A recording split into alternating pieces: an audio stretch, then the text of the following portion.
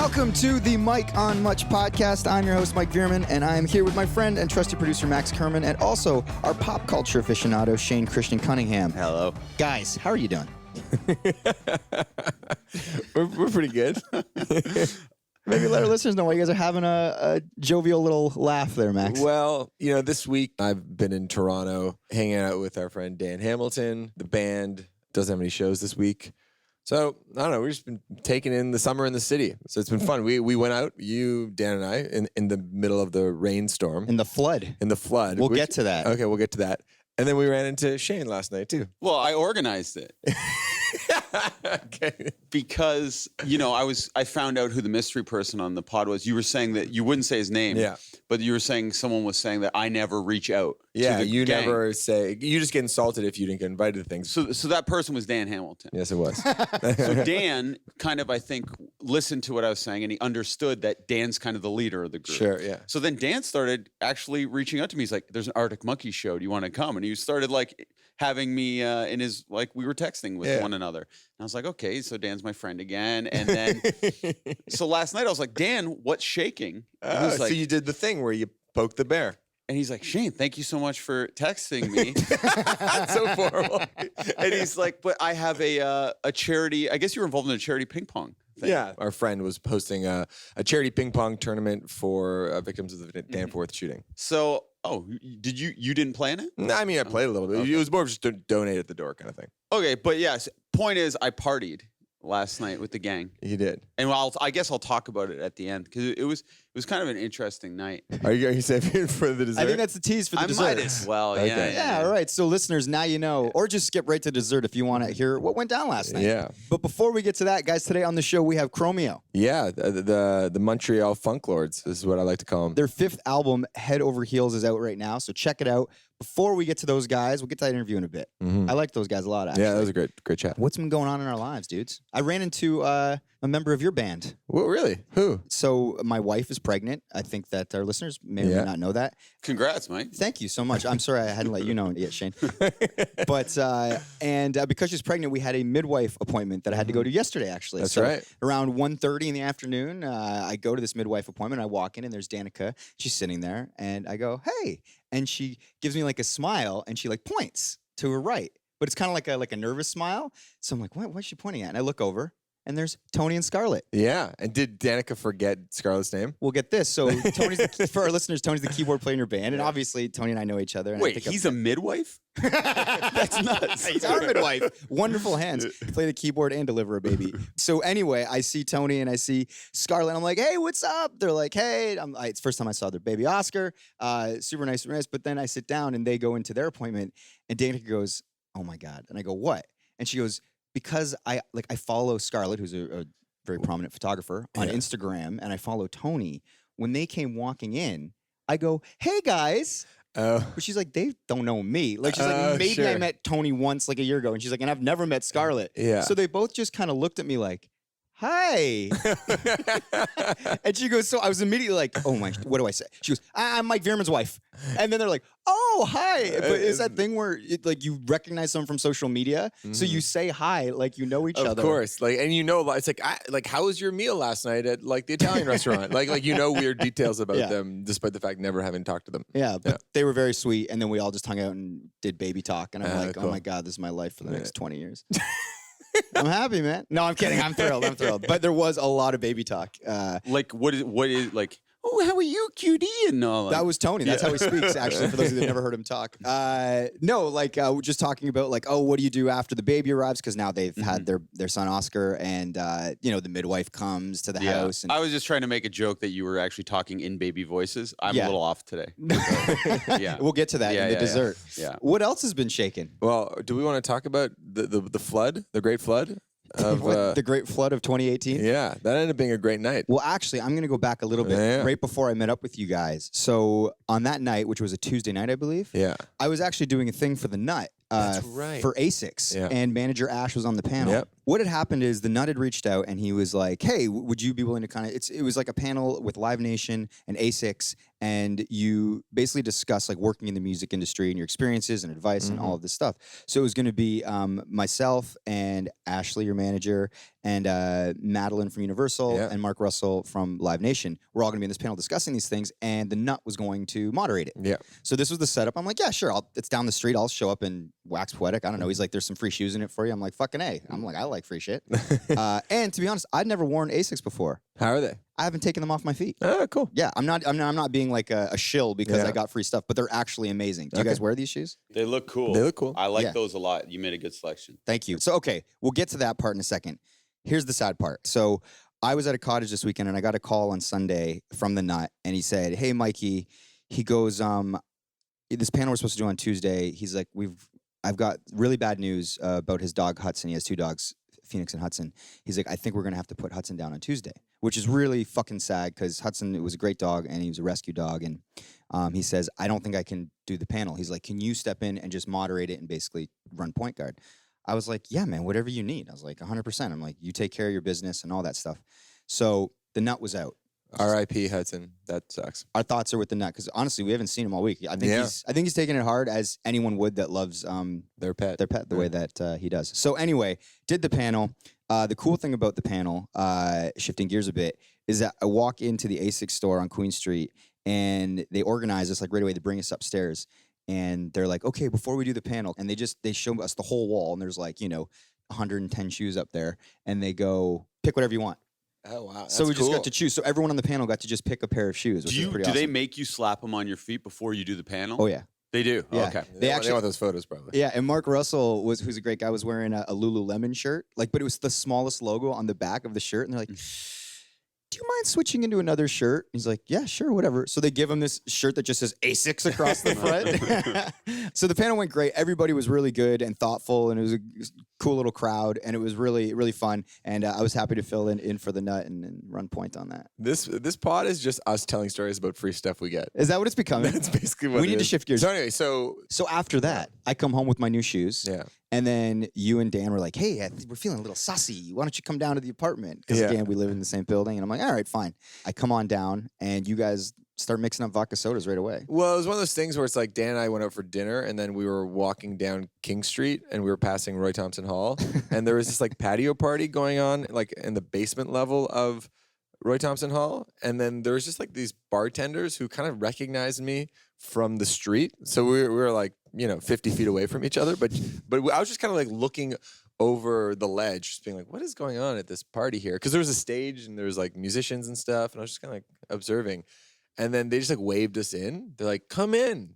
Like drinks. Like they were like holding up like bottles. And I just looked at Dan. I was like, should we? And he's like, yeah. So we walked to the front and there's a woman with a clipboard like who has a guest list.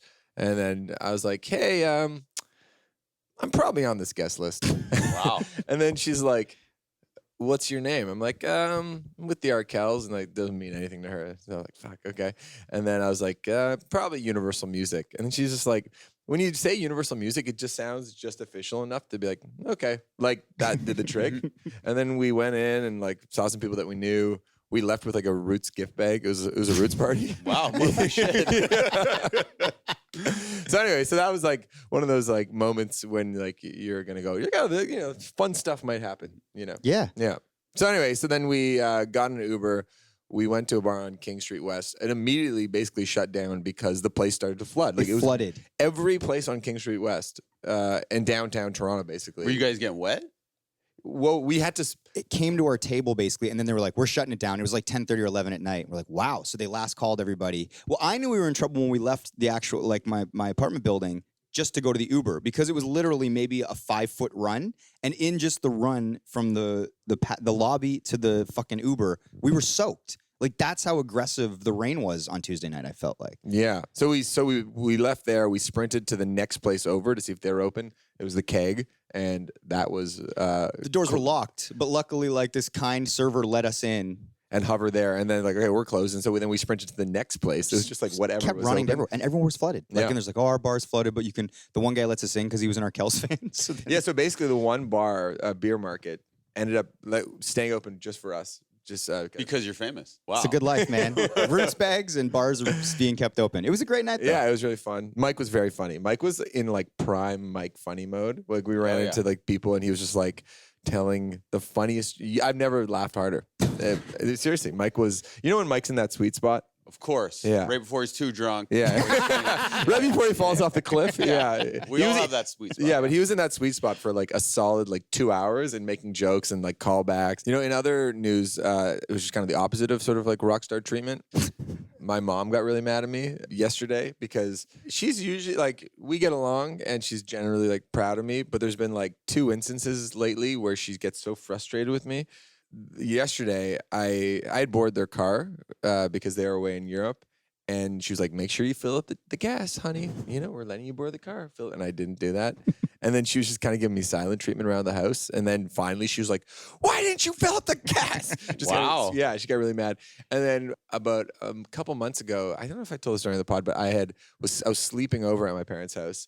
And I was getting ready for bed. And I was like looking around for my toothbrush because I have like a little drawer in the bathroom. I couldn't really find it. And then I saw another toothbrush there. And I was like, you know, when you know the truth, but you kind of convince yourself, like, you're like, oh, that could be mine. Yeah. That could be my toothbrush. So then I just used it.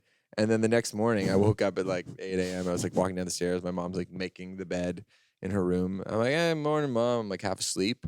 And then she just looks at me. And my mom is like very proper and like doesn't swear ever. She just looks at me. She goes, I'm so fucking mad you used my Whoa. fucking toothbrush. Wow. She's a loose cannon. Eh? Yeah, just in these 2 instances. Otherwise, she's like pretty cool. And they're reasonable requests. They're totally Fill up the reasonable tank requests. and use your own fucking toothbrush. Well, this is it. It's like sometimes I forget. It's like you're a 31-year-old man. Like when you like, but you Yeah. know, you're in the context of like being around your parents, and you're always just like, nah, I'm like 9.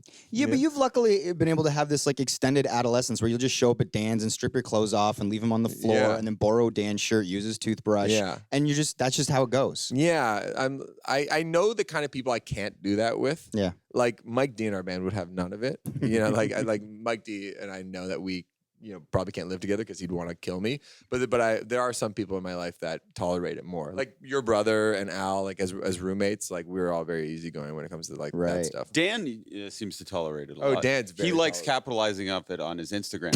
He's like, Max is my friend, and he left all this stuff here. And like it's like a way to tell people he's friends with a famous person. Yeah. Yeah. Think he'll be mad that I said that? No. Okay. You just have to reach out and text. and Right. ask him if he wants to hang out. But when your mom yells at you, like calls you like, I'm so fucking pissed. Are you scared? Like, what do you do? I usually just apologize. Like I'm Right. just like, yep, because I have no defense for it, right? Well, I'm it's just- terrifying when someone who's never angry gets angry. yeah, Like, I'd be very scared if you got angry at me yeah, or my father-in-law. yeah. Like, Oh, I if he can ever imagine gets if John- mad at me, and I Oh, know man. it's going to happen at one point in my life, Uh-huh. it's going to be the worst day of my life. Yeah, I'd put my dad in that category. My mom can get a little more frustrated easily, but if my dad were to get really mad at me, that'd be a scary thing. Mm-hmm. How often does your mom swear? Like never. So that's like a real sign Yeah. that Oh yeah. you Yeah. fucked up. Like, Yeah. have you ever sworn at someone? Like, I couldn't picture you getting mad. Probably not. What? Mm. Speaking of swearing at people, that reminds me of an old story, and you know this one, Shane. One of our buddies, I won't say his name because he probably doesn't want this story on the pod, although it's one of the most funny stories I remember. We were all drinking at Hess Village, a place in Hamilton, and our friend had been dating this girl, and this girl had sort of left him for like another dude, like this dude that she kind of worked with or something. But I guess he had known this guy when him and his girlfriend were dating. So now that she's moved on and this guy kind of weaseled in, they see each other like at the bar. And so our friend is like kind of standing on like a patio and the other guy's like in the street and he's kind of making like sharp eye contact at him. You know what I mean? He's kind of looking at him like, you're a dirty dog. You know, you tried to snake my girl. You know, I thought we kind of knew each other. And the guy looks at him and he goes, fuck you. And our friend standing on the patio, I literally watched him because I was like, you know, like those like the Michael Jackson popcorn or the eyes on Twitter. I was like, what's he going to say? Because our friend isn't like a confrontational dude that way. But he had been making these eyes at the guy. He was making the Okay, eyes, but so then he the was, guy like, kinda puffing his kind of chest. startled him by just going, fuck you. And so you can see his shoulders kind of shimmy and he's a little bit taken aback. And I go, what is he going to do? And he goes, fuck me. fuck you. But it was so like, it was just such a soft. Who did this? I don't know this story. It was. Oh my God. Fuck me. Fuck you. It was like the wheels in the brain were turning. Fuck me. Fuck you. It's like, that's Good what that comeback, I was like, though. that's what that guy just said. You need something else. And then the guy just kept it moving. And then me and him laughed about that forever. That's like still like a pretty funny one. Yeah. That's awesome. Yeah, I haven't been in many of those kind of confrontational situations, but I'm sure everyone thinks like, oh, I should have said this thing. Like, Oh, are you guys quick definitely. on your feet? I feel like you've probably gotten some good confrontations. You're talking about like Jerk Store, like that Seinfeld episode Yeah. where George is in a confrontation and he doesn't say the thing in the moment, so then he takes all this time to think about it. Yeah, I'm more like that unless I'm really angry. Uh-huh. Like when I get really angry, I'm pretty good. But if I'm not, I'm really bad at like getting a good insult. Sure. Yeah. I think the best way to diffuse those things now is like if you're angry, you are going to say something. But if somebody's like being aggressive to you, the best way to disarm her is just be like, what's wrong? Like yeah. if you don't match their intensity and you actually kind of take more of like a not submissive position, but just more of like a Nonchalant, like, or yeah. you ask them a question back, they almost are just like they're confused by what's going on in the situation. That's what I'm gonna do with my mom next time she gets mad. What's up? That'd make her so furious. Can you imagine? Mom, are you okay? Huh? I don't follow. What's going on? Let's get to the root of what's really making you angry. You're a 31-year-old man using my fucking toothbrush. There's one other thing I wanted to talk about because I hadn't talked about this on a few other pods. Is I ended up going to this birth prep class. I did a whole weekend Yeah. of intensive birth prep, and the one thing I took away from that, which I thought was really interesting about the way to sort of overcome pain in your brain, because they're talking, and obviously these women are scared. They're about to go through this crazy, experience by birthing a human being, and their body is already going through this metamorphosis. So they're talking about like the idea of pain management. And so what they did was they handed us all ice. The instructor's like, just hold it. And she's got her phone out and she's timing it. And so you're holding it. And I don't know if you guys have ever done this before. You ever done this before? Holding ice? Yeah.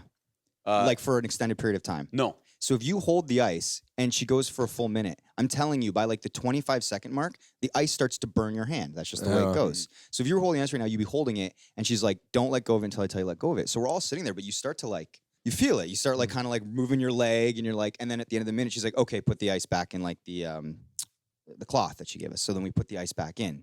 And then she starts talking to us about these techniques where she's like, what I want you to do is like, and these are just kind of like meditative things to like put your brain on something else and just like mantras to say. So she gives us this whole thing about doing that. She's like, okay, put the ice back in your hand again.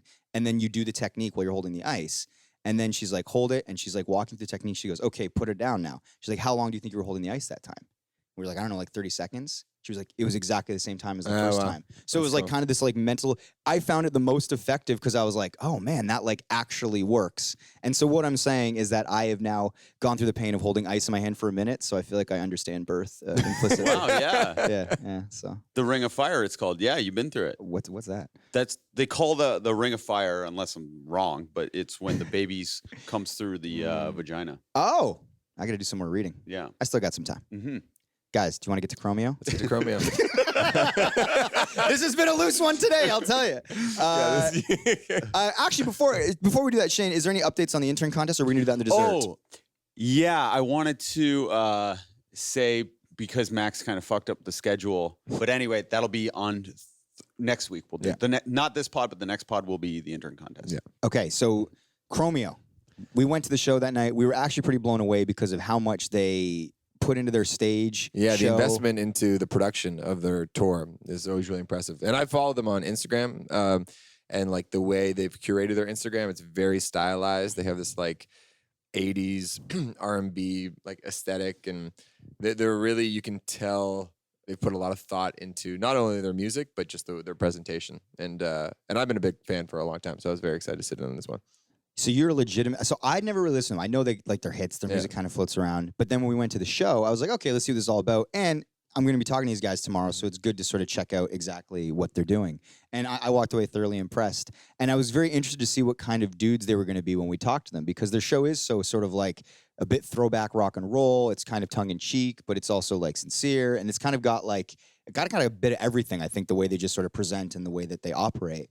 And it was interesting. So I had to go, because actually our guy Greg Stewart was not here to sort of usher them around. So they were doing BNN, which is the Business News Network. Just talking about money and investments and all that stuff. And I had to go get them from that interview. That interview went a little bit long. So I got to see kind of like the tail end of it, but it was interesting seeing like this guy in a suit like on a set talking to the two dudes from Chromeo who are like looking like rock stars, completely decked out on the BNN set. So I grabbed them, we bring them up, and you'll hear in this interview, they actually shut us down a little early because they had to go on to the next thing. Yeah. They were busy boys. But we'll get them for a longer one next time. Touch on all sorts of stuff, though. Bruno Mars giving them a call, asking about advice on synths. Yeah. Exactly. All sorts of stuff. So their 5th album, Head Over Heels, is out now. Check it out. Guys, if you're tuning in for the first time, maybe you're a Chromeo fan and you're just here for the interview, please, we have over 100 episodes, interviews with all sorts of musicians, comedians, actors, directors. You can now find us on Spotify, which is a pretty exciting deal. Guys, we're on I just downloaded it on Spotify. Did you? Yeah, it's cool. Yeah? It's a very easy app to navigate for a podcast. It's great. It's a big deal for us. Yeah. So aside from Spotify, we're also on iTunes, Google Play, Stitcher, YouTube, anywhere you get your podcasts, that's where we live. Mike on Much, over 100 episodes and interviews with all sorts of interesting people. Guys, do you want to get to Chromeo? Let's do it. Let's do it.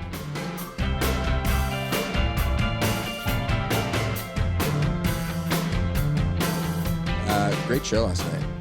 Yeah, we came by. Yeah, Thank you. It was awesome. Thank you.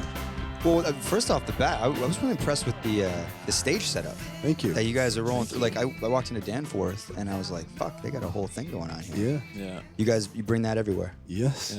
Yeah. We're trying to give people their money's worth, man. Yeah. Seriously. Honestly, it's funny. Like, the value of that, I think, for, like, your fans or anybody that's maybe seen you for the first time is so important, I think. And it's always interesting to me when artists, you know, are very conscious about investing in that sort of thing. Is that something that we took a bank loan, dude? Get out? Yeah, it's going to take us 2 years to pay that thing back. Really? Yeah. Wow. Okay, so let's get into a conversation about that. Like, the two of you sit down and you're like, what is this going to cost us, and is it worth it as far as like sort of like value for the visceral feeling that people are going to have watching the show? Absolutely worth it. The entertainment factor, but also like the aesthetic, you know, like we work from the assumption that like, well, or like we tell each other like, look, we're a band that's been around for, this is our 5th album. Like, we got to make it interesting, you know, because we're music fans too, and we know that music fans can be jaded. Music fans want novelty, and you got to give people something new to take home. Like, if they're going to spend hard-earned money on a show ticket, you know, so it's worth it for us. Yeah, I've been a fan forever, but it was my first time seeing you guys last night, and it was awesome just to see. And I follow you guys on Instagram, and I also just think it's so smart because I know it's a big investment, but it's one of these you got to spend money to make money kind of ideas, I think, because it Instagrams and like it works on the internet so well too. So you get kind of the live experience, people walking in the Danforth think, holy shit, I've never seen it look like this. But then on Instagram, and just like, because we're living in 2018 and people are on their phones, it photos, like in so much of the show, I thought, is like the moment where the spotlight hits your guitar and that just like looks like gold. I'm sure you get these photos after the show and go, fucking right. Yeah. Well, we designed the show with those moments in mind, and there's almost one of those phonogenic moments per song. Yeah. It's choreographed. Well, this is it. I love the choreography and the fact there's layers to this and there's different heights and you guys can go back to back. It's like, it's old school showmanship that a lot of indie rock bands, I think, are too, I don't know, jaded's the wrong word, but just aren't as interested in putting on a show. And I love performers that like think about, like, that's why Bruno Mars is like my favorite guy, because like he's the best at it. Him and Beyonce, like, you know, they're like, and we're on a smaller level. Yeah. But we try, I mean, for us, it's not even like, of course, Bruno, Beyonce, like all those big, I mean, when you're talking about arena shows, it's another paradigm, because but the concepts are the same. Concepts are just bigger. Yeah, it's just bigger. But like at an arena show, you almost you have to get that. Yeah, you know, because there's so many people to entertain at such a big level.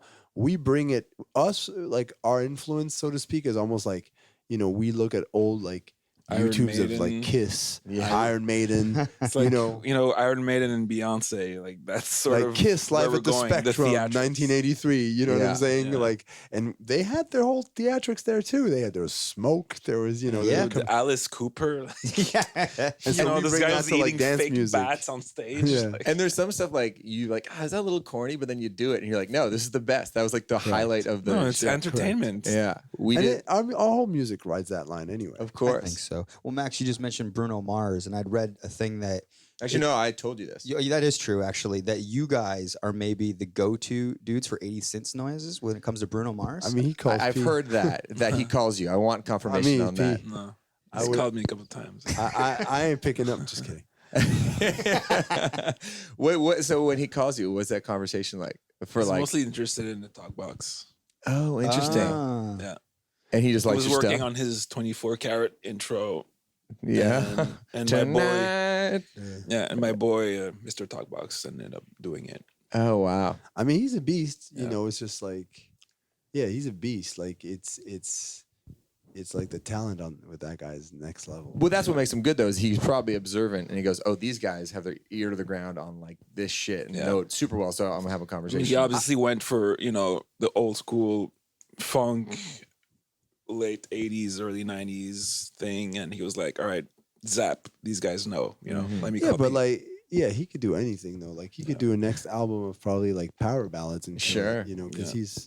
that's his thing. Like he's just like so good, it's versatile. versatile. Yeah, crazy. I was just listening to you guys do that interview before us with BNN, which was fascinating just to hear sort of like the way you guys think about the business of music in and of itself. Have you guys always sort of thought with that in mind? Because I think a lot of people get into music because they're like, oh shit, this is fun, or I've made a cool sound, or I can perform for people. And then at some point it shifts and it becomes a job. It becomes a business. You have to be cognizant of lasting. Did you guys go into it with that mindset, meaning like, oh, we're well aware that this is a business? Or was it, hey, man, we're actually kind of good at making music and now it's become a viable thing that we have to learn how to do this? We learned pretty quick. I mean, first of all, we never thought we were good at making music, which was weird. We always thought, Chromeo was just something we did to make each other like entertained. Really? And like to just like, we didn't know that people were really gonna. Yeah. But the business comes in early because For us it did. the 'cause business is actually more important when you start, because totally. if you want to start somewhere and get places when you make very little money, you have to be really creative. Mm. Then it's about keeping your money and managing it when you start making it. But when you just start, that's when it's the most important to be smart. Making something out of nothing, literally. You have a tour where you get $500 per show. Like, Yeah. okay, how do we make this? How do we go to Pittsburgh? Let's just drive 13 hours in my Toyota RAV4. That's a true story. Like, Yeah. True story. Yeah. that's where it starts. And we were also like, when we started Chromeo, we were, we were already like almost in our mid-20s. Like we were like 23, 24. So it's not like we were like 18. Like it was our first. You had college degrees and stuff, or you were at Columbia. Right? Yeah. So it was like, we kind of went at it from more of an adult perspective, I want to say almost. So I was already working at Moog Audio as an accountant. Oh, really? Wow. Yeah. So you had like an adult job, a legitimate, Yeah. sort I mean, of conventional job. Yeah, more or less. it was still like in the music, Yeah, of course. I was dealing with synthesizers, so Well, that's interesting because inevitably in any career, there's going to be sort of ebbs and flows, and especially in the beginning, it's it's rare that someone's like, "Oh, we got our big hit and we're made." Were there times where you guys go, I don't know, man, like we might have to go back to accounting or find some alternative Yeah. career? Not. We try very hard to not let it get to that, but I think like, you just have to constantly adapt. Like music it changes so much, and I mean, I think every couple of years it implodes in the music biz. Something implodes in the music biz. Like, do you guys see how many festivals got canceled this year? Yeah. Like, how many festivals just get canceled this year? It's And that's crazy. how you make your money. Like, Yeah, so Yeah. for us, Yeah. no, but literally, like, we just Yeah. have to be like, okay, because there was a bubble there. Like, a couple of years ago, everybody's like, I mean, I think Pemberton, yeah, that's gone. yeah. Sasquatch is gone. There's a bunch Squamish is gone. of Yeah, Squamish is gone. And those, like, Pemberton, Squamish is yeah, classic. yeah. And so Way home, gone. it changes our business model, Yeah. because we are used to hitting X amount of festivals per year. So it's like we have to adapt. But those are conversations we constantly have. And then like, so that's one thing like that we're all seeing change. And then like, you guys I'm sure have seen like all the backlash about the Spotify Drake thing, like Sure. users wanting their money, everybody calling it out, like, yo, this is rigged, it's crazy. I'm not taking anything away from Drake, the quality of music, the talent, the whole thing's incredible. But like just on a platform level, like, okay, what's going on here? So maybe in a couple of years, it'll be a different metric. Yeah. We don't know what it's going to be. I've always said you got to be really nimble. It's like as soon Straight as up. you get dogmatic about like this is the way we do stuff. Yeah. I remember I'm in the Arkells and having conversations with the label before. Oh, didn't you guys cover one of our songs? We did at in Thank you. Victoria when you guys couldn't make the gig. We had to fill in. That's so nice. Yeah, Thank you. we did the encore. Thank We spent the you. whole day like learning. Well, we knew the tune, but like getting it down and getting the lyrics together. But I remember the label being like, "We need to drive everybody to your homepage. The homepage is the hub of everything you do." Right. And then you're like, and then 2 years later, it's like, no one goes to homepages. Yeah. Like, no, you got to be active everywhere, and you got to be nimble, and you can't get to like, this is my thing, because that thing might not exist. You know. Or it's like, this is the thing for the next 8 months, and Yeah. then it'll be another thing. Yeah. Do you ever try to think like? Obviously, you react to what's happening, meaning festivals are being canceled. But do you ever try to get in the mind of the consumer, like the concert goer, where it's like, why are festivals being canceled? Do people not want to consume music that way anymhere? No, well, when we get into the mind of the consumers, tying back to the stage show, for Yeah. instance, like Yeah. this was our way of being like, okay, wherever they catch us, we want to give them a spectacle. We want to give them their money's worth. We want to, exceed their like what you guys said yesterday. Like if I can say, I think maybe like the stage design kind of like exceeded your expectations of what you would see at Danforth on a Tuesday night. Certainly. Right. So we put ourselves in that mindset. Like, how can we blow people's minds, visually or sonically and stuff. So for the new record, fucking love it. And I was reading up about it and how you wanted to do more co-writes and kind of collaborations. Can you talk about just like the conversation between you two? We're like, okay, this is the next step for us, and why you chose to go that direction. It's so weird because like now, like now that album's done and out, we're like, man, can't wait to go back in the studio and just do stuff, just the two of us, nobody else. Yeah. Like it's just so weird. Like it's Just in a chapter waves, of your man. life kind of thing, it's where you're like, let's give this a go. yeah. We just felt like after nothing is final, and No. it's just this is what we wanted to do at the time, and we did it. And I was like, you know what? I miss us jams. Yeah. And then we'll go back in and do soulful stuff with just us two, and then who knows? Maybe the next album will be something else. Well, I find a lot of bands like the thing they do is just kind of reaction to the last thing they did, and then you kind of just like, well, we did that last time, okay, and then you do that, and then you go, okay, well, we did that last time, and then so you kind of keep maybe, evolving, yeah. at least for us. Yeah, no, same. I Yeah. mean, I think once we did White Women, we were like, okay, we did 4 albums, kind of almost in a vacuum. Mm-hmm. Let's start doing sessions with other people, and we started, and then we were like, okay, this is a really interesting learning curve for us, and it poses new challenges that we had never faced in our career before. So we're like, of course, like being us, we're like, let's try this. Like a lot of people would have run away from it, but we were like, let's try it. And I think, honestly, I think some of these co-writes or some of these like songs that took, a year and a half to craft and to get right have yielded some of the most interesting Chromeo jams. Like for me, Bad Decision, it's not like Bad Decision, like, which we worked on for a good year. A song like that to me is like, I'm thrilled that we went through the process to get that song, because I feel like we nailed that one, Yeah. But then you got another song like Right Back Home to You, like the interlude on the album, which we literally did in 15 minutes. Yeah. So it's just different. And I saw Tony Hoffer mixed it. He Or mixed some- 2 songs. Okay. Yeah. He did our 2 records ago. He produced it. Did you? Did you like him? Yeah. He's kind of like a quirky little scientist Totally. nerd. Like, Yep. Totally. He mixed 2 songs. on the which song. ones? He did Just Friends and Room Service. Okay, cool. But I think we'll work with him again. He's good. Yeah, he's good. Did you do it at his space? Yeah. On York Boulevard there? In Eagle Rock. Yeah, in Eagle Rock. Yeah. That's where we did the whole record. I mean, we didn't track there. We just mixed. No, it. he just makes it. Yeah, we tracked some of our stuff there. We're getting the wrap up sign. Okay. What else? do we got? Already? I know. I was like, man, Yeah. 12 minutes. How long do we got? Open the door. You can open the door. We have to get down to the Virgin Studio in like the next 5 minutes. Yeah, we'll ask one or We'll two do questions. That's 3 okay. more and then Virgin. They can wait. How long is your podcast usually? We usually get like 25 minutes with the artist. Half How long hour. has this been? We go to we've only done 12 minutes. No, Just- we can tell them, we can push. No, it's all good. I don't want to, then we start messing with people in the building and they're like, Okay, the okay, podcast. It fucked this comes over. back to you. Yeah, exactly. All right, well, Yeah. Long form. It's I don't long want you form. guys to feel like you got gypped. 'Cause It's all we good. love doing podcasts. Well, maybe we'll do a longer one another time. Hell yeah. But one thing I'm interested in is like anytime there's like a partnership with people that have been friends for as long as you guys have been friends, and you're in a creative endeavor, you're in a business endeavor. Like, what would you say the secret is? Like, is it the idea that Like, do you guys still hang out outside of touring? How often do you talk? Is the relationship the same? We sort talk of- every day. Really? Yeah. Seriously. Every single day.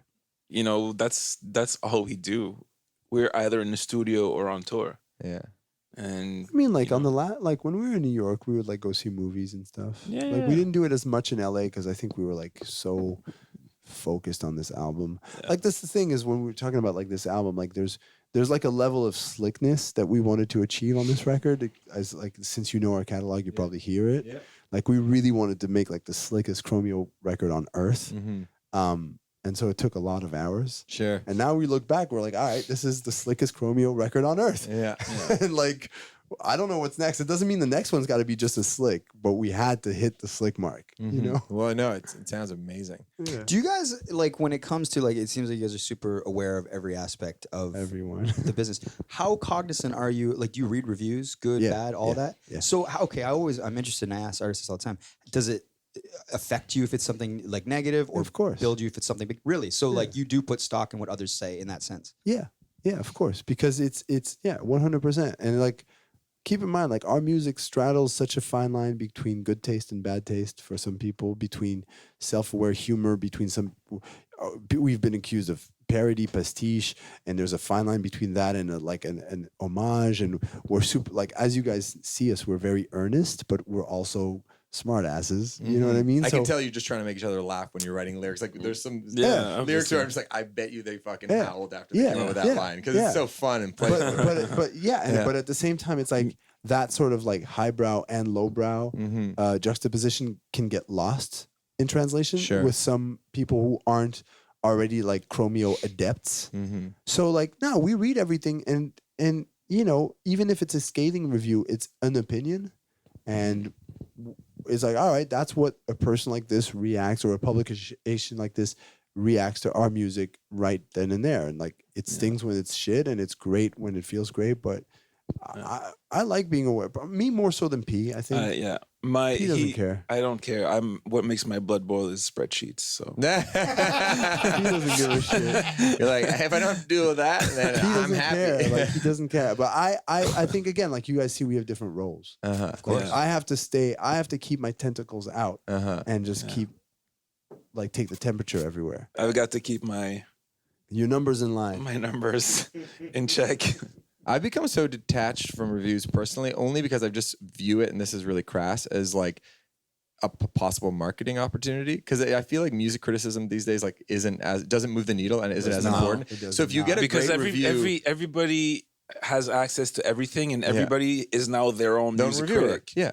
Except if you're a new band. If you're a new band, then I brand can new help. band Sure. and you get championed, yes. If you're a band that's been around for more than 3 albums, doesn't matter. Yeah. You got your audience. It's the most important Does if your not audience matter. cares. It does not move the needle. Yeah. Guys, thank you for your time. Of course. Hopefully we Thanks can do for it having longer us. another time. Yeah. Don't want to miss a live hit on the radio. This is fun.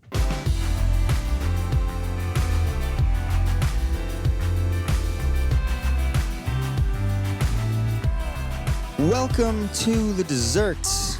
We are joined by our pop culture aficionado, Shane Cunningham. Shane, how are you? Good. There was well, I don't feel good, but How were you for that opening? Were you just struggling through that opening? I thought you were pretty good. well, I don't say much, but yeah, I was hurting. I'm hurting very badly today, to be honest. And I had a little bit of pressure on me, I guess, to sorry. Wait. I had a little bit of pressure on me to kind of have a dessert. But then last night happened, and I was like, okay, I can tell this story, because it was kind of a strange night, and I guess it started 11 years ago. You have time, right? But okay, I'm just trying to contextualize this story, and I might tell this horribly, but 11 years ago, my friend Sean and I, we were supposed to go to a Smashing Pumpkins concert. And Sean is Sean Menard of the Carter Effect. He's the director of the Carter Effect. Yeah. Schmoozed with Drake and LeBron. Yeah. But this is when we were both loser kids. Yeah. 11 years ago. You know, we were only like 28. But we were going to see this very intimate Smashing Pumpkins show in a church. Okay. And I was thrilled. Smashing Pumpkins were my favorite band growing up. I would use their music in all videos I made. And I made this documentary I talk about sometimes about my mom's cheating boyfriend. And I used the song Today at a very important part of the doc. And it really made the doc great, I thought, at least at the time. So to see them in this intimate setting, I was very excited. Menard bought the tickets, said, okay, we're going to do this, and we're going to smoke a little weed beforehand. And I'm very bad with substances, any substance, like anything I overdo. It's just a... Yeah, you're not a man of substance. It's a character. No. I get that double entendre, but it's true. Like, I can't have anything. I just overdo it. So we smoke the weed. Is this 11 years ago or? It's 11 years ago. Okay. I actually don't smoke weed at all anymore. I just can't handle it. But so we were smoking the weed and I'm feeling good, I thought. And then we get in the lineup for the church. It's kind of going around the block. And I'm kind of tripping out a little bit. And then all of a sudden I sneeze. And I sneeze all over this woman. And the woman turns around. She goes, excuse me, you just sneezed all over me. Yeah. I go, don't worry about it. and then I'm like, why would I say that to her? And I start panicking. I'm like, I'm being rude. And I start having a total panic attack. And I'm like, I'm sorry, I got to leave. So I walk away out of the line. And Menard's like, what are you doing? And I go, I'm freaking out right now. Like, I'm totally having the worst panic attack of my life. So Menard goes, what do we do? I go, I don't know. I need food. I'm going to faint. If I don't get food. I'm like, my blood sugar's fucked. So I run to a Starbucks and Menard goes, wait, I'm going to scalp the tickets. I have to sell the tickets if you're not going to go. I'm like, okay, just do it. I need food. So he scalps the tickets for, I think $100. He got 250s. And I run into a Starbucks. And at the time, Starbucks just started introducing treats. Like, they didn't always have treats. And they would have the treats in this glass dome. So you could actually, customers could reach at them if they wanted. So I just lift up the dome and start eating these coffee cakes. And the Starbucks guy's like, no, hey, no, you can't do that. And I go, I need it. I need this food. Trust me, I'm going to faint. And I go, he's going to pay. And I point to Menard. And Menard goes, yeah, it gives him a $50 bill.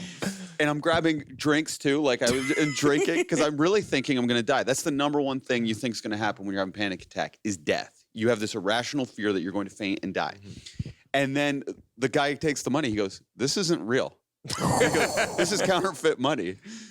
And then I'm like, oh no, the guy thinks I'm a crazy person who just comes in and like runs a scam because I looked really nuts. So then Menard runs out, finds the scalper and is like, hey, that wasn't a real $50 bill. The guy goes, yes, it was. He goes, okay, here's a real $50 bill. He gives him another 50. Which definitely means it's fake. Yeah. No, I think it actually was real 50. Just 50s feel weird when they're really crisp. And we were acting crazy. So the Starbucks guy deduced that it was a scam. So we come back with a real 50. Anyway, I'm like, Sean, you have to drive me home. Freaking out. Sean goes over this speed bump. I go, stop the car. He goes, what? I go, we just hit a turtle. He goes, Shane, listen to me. We did not hit a turtle. I'm like, we did, man. We hit a turtle. I'm like, and I'm so freaking out. I had to have been on like angel dust or something. Whole night is just ruined and fucked up. Our dream was always to see the Smashing Pumpkins again, but then they kind of disbanded and it was like our opportunity never came. Cut to last night. Mm-hmm. Menard goes, hey, remember a couple months ago when you said you see Smashing Pumpkins with me? He's like, that's tonight. And you know how concert tickets work. You always buy the concert tickets, and then when the night of it is, you never want to go. Yeah. Or it's like you forgot that it's coming. It's inconvenient. But the stars actually aligned for this night because my wife went to the cottage with my daughter. Mm-hmm. So I was like, I can actually party tonight, see the Smashing Pumpkins, have this total like awesome nostalgic trip. He's like, okay, I actually I have to buy them off StubHub. Menard's kind of rich from doing the Carter effect and stuff. So Menard's like, I'm paying. And he's like, and we're going front row. I'm like, holy shit, this is going to be like at least $200 a ticket. Like, this is insane, especially StubHub marks it up. It's American dollars. He goes, you just got to buy the beer. That's a pretty sweet deal because Menard doesn't really drink. And he goes, so where do you want to have the pre-drink? That's my pumpkins. I'm like, where's the cheapest drinks imaginable? Ballroom. Ballroom has $4 drinks. As we know from Mike Vierman, spreading that gospel for years. You know it. So I get to Ballroom with Menard, and the first thing the person announces is the drink special's off. Okay. I'm like, fuck, okay. And so we're drinking like normal priced beers. What a nightmare. And then I and then I buy the nachos. The nachos are totally shit too, by the way, at Ballroom. They've changed them. They've put like sugar on them. Like There's- you tasted that. Yeah, right? there's like a sugar, like a maple. And so Shane complained to the server. Okay. Yeah. Yeah, that's just a side note. The story gets better. I was like, cut the girl some slack, man. She didn't make the nachos. No, I was just telling her they're horrible. They used to be good. He's like, I think you need to know. Yeah. So I'm buying nachos, buying the thing. I'm like, okay, Menard probably spent $400, so I got to like treat him good. I go, do you guys have shots? And the woman's like, the server, her name was Savannah actually. And she goes, yes, what would you like? I go, the best shots you have. She goes, Patron. So yeah, so we cheers. We do. This escalated really quickly. Well, I'm from, like- from you wanting to get someone. Mike was there, by the way. He came for one drink. I came for one drink because it was after work. Ballroom was beside work. I'm like, I'm not going to go to the Pumpkins, but I'll literally sit here with you guys. Yeah. And then like they're crushing these beers at full price. And then when he's like, shots, just before we're about to disband, I was like, this is going to be a night for these guys. And I would have paid for a shot for you had you wanted one too, Mike. I wasn't excluding you from that. I didn't feel excluded at all. Yeah. Okay. So then I get the bill. It's $118. I'm like, holy shit. I'm like, I better be careful or I'm going to not get any value of Menard buying the tickets. We go to the show and then I want to really feel like I'm in like high school again. So I start buying Smirnoff Ices. But the Smirnoff Ice is the most expensive thing on the menu there. So it's $15 for a Smirnoff. at For the one? For one at Goddamn. ACC. So I keep buying these, having the best time. Like Today is my favorite song by Smashing Pumpkins.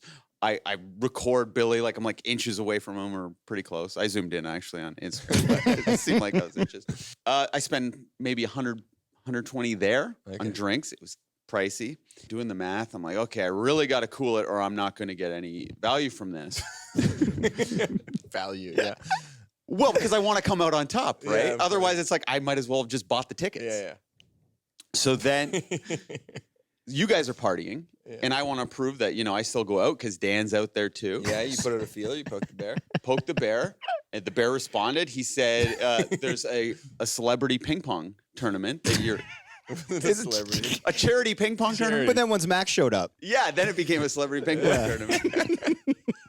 So I go there. I'm having a good time. I'm socializing with people.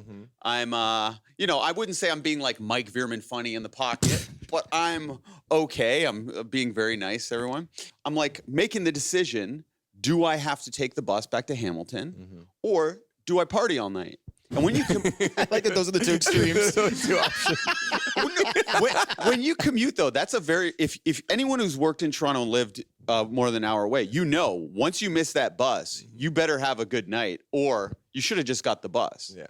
So it's this thing that everyone goes through, and I'm like, We're getting back to value. It's yeah, the theme exactly. of this. Yeah. So I'm like, this is the one night too that I've the longest time where I don't feel guilty drinking because my daughter is miles. She's like 4 hours away at a cottage. Yeah. So I'm not going to be like the deadbeat dad coming home all hammered. I can just guilt-free party. Do you? Yeah. Once I miss the bus, I'm like trying to figure out where I'm going to sleep. Everyone's like, oh, you can sleep in my place, all this. That's the conversation. And I'm talking to these girls who had left, and they come back, and we're talking to them. And it's like, oh, why'd you come back? She goes, oh, I missed my bus. And I'm like, oh, yeah, like I did the same. I go, where are you sleeping tonight? And the girl goes, no offense, but not with you. And I'm like, okay, maybe like years ago I would have like riffed on that and made some jokes. But at this point, I want to make it pretty clear that was not my intention. I go, no offense, but I wasn't insinuating that. And then everyone's acting like that was some crazy comment. It's like, ooh, Shane, like chill out. Like you were there. And then her friend goes, I thought you were nice. Says that to me. I'm like, I thought I was nice. What the fuck did I do? I didn't do anything. So anyways, Menard's like, Shane, like you're hammered. Like, let's get out of here. Like you're being inappropriate. And he takes me off and has like a sidebar discussion with me. Can about your behavior. I just say that at this point, because I had been out the night before during the flood, but I only came out again. I'd been at work because I know this is a big night for you. So I'm like, Shane's going to be out and Menard and fucking Max and Dan. I'm like, I'm going to have major FOMO, so I'm going to go out. But I just didn't have it in me to drink hard. Like I just didn't have the heart. So at some point, probably when you're talking to Menard or when he's in this like summit you're having, I come up and I said, listen, I think I'm going to get out of here a bit early. And you turned to me and you just said, beat it, geek.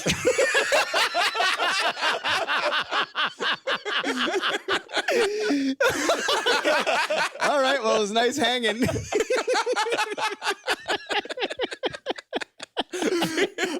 remember that? You were taking it back. I remember you're like, beat it, Gigi. You were laughing. It was so funny. I go, I'm telling that on the phone tomorrow.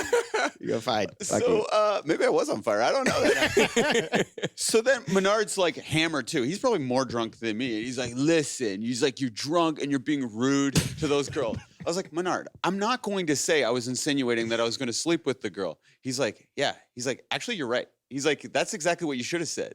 He goes, they probably thought you were just hammered and being rude, but you were just explaining the scenario. I go, exactly. I'm not even fucking drunk. And as I say that, I drop my drink because I'm trying to talk like with my head. So I drop my drink. It explodes on the ground. And everyone looks at me. And I don't want those girls to think I'm hammered. So I just pointed to Menard. I grabbed his drink and pointed. I go, he did it. He did it. And then the guy comes over with the broom and shit. Yeah. Cleans it up. I'm like, oh, fuck. Like, I just want to make this good. So I want the night to prolong so I can kind of win these girls back over and just explain, hey, I'm not going to insinuate that I wanted you to come home with me. I just want to make that clear. I didn't want to be rude. Anyway, all of a sudden, everyone just bails. Mike goes home. You go home. I'm like, guys, I got a party all night. This is my night. I missed my bus. Yeah. So it's just this one guy with glasses and his kind of attractive girlfriend at the bar. So I'm just like making conversation. I Is ordered. Sean still there? No, Sean had left with Mike to go get an A&W burger. Okay. Side note, the Beyond Meat Burger is fucking amazing at A-Dub. It is. It's so good. But all of a sudden, this guy's girlfriend, I don't know, she was like possessed. She walks up to me and gets like this close to my face and just starts staring at me. I don't know if she was on drugs or what, but she's like, you have to come out with us. She's like, you have to come out with us. And she goes, you have beautiful eyes. And I don't know what to do because if I like reject this woman, maybe I'm being an asshole or something. So I'm just like, and the dude comes up, he goes, there's no way you guys are going out. He's like, you have to stay here. You're not coming out with us. And I go, okay, yeah.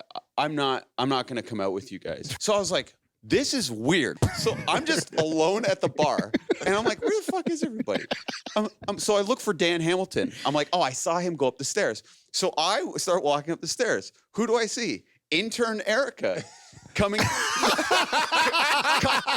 She's coming down the stairs at me. So I go, as a joke, I go, doo-doo-doo, and I turn around and act like I don't want to see her. And I go down the stairs. And then I just chill at the bar. And that was like my big joke that I was like trying to avoid him. She's like, hey, what are you drinking? I go, a rum and Coke. And I got the most expensive rum. I got the Sailor Jerry rum and Coke too, because I've already spent so much money. I don't give a shit at this point. She goes, you shouldn't do Coke. Grabs my drink and throws it over her shoulder. I'm like, what the fuck are you doing? That cost me like $13. What are you doing? She goes, you should drink Diet. And I go, it actually was a Diet Coke. You know, I was just saying that as an expression. And then it was just weird. And I'm like, Erica's a little off. And then, so she leaves and then I just drink and then I'm just alone at the bar. Okay. And I'm like, everybody hates me. Everybody hates me. I'm like an asshole or something. And I'm not even trying to be an asshole, but weird things are happening to me. And no matter what, everyone just thinks I'm an ass. So I start messaging Erica. I'm like, I'm sorry if I was rude. No, but you got a new phone number. Is this how you recall this? I texted your wrong phone. Yeah, I got a new number. Oh, because I was sending apology texts. She got a new number immediately after that encounter, you asshole. I did send apology texts if I was rude, if I did something to prompt the throwing of the drink. No. But just to ask, what made you want to grab my drink and toss it over your shoulder? I don't. Here's the thing. My mom listens now to the podcast. And I don't want to get into too much detail, but I don't know. I don't really remember throwing said drink. I remember throwing the drink, but I don't. Understand the rationale. The motive. Yeah, the motive. I don't remember saying the thing about Coke. I don't know. Sorry. Right. But you do remember tossing that. That wasn't a figment of my imagination. No, that was real. And then Yeah. I was with my friend and she was just kind of like, whoa. Like she was like, we should probably leave. I was like, yeah, we should probably. I got a call from you and a text. Well, because I started searching for friends because I was like, do I even have any? And then you didn't answer. I was Dan asleep. Hamilton didn't answer. But yeah, your text was like, hey, Max, it's Shane. Because I wanted to talk. Anyway, that was my big party night. You and Menard were arguing about who came up with the certain ideas in high school. Do you remember this argument last night? Well, I came up with them all. That was probably the argument. Because you guys had like a competition, like who could make up cool catchphrases in high school. And Yeah. What was the catchphrase? Mine was "Ay Chihuahua." And then Sean was like, I invented that. You're like, I invented that. No, and it actually caught on.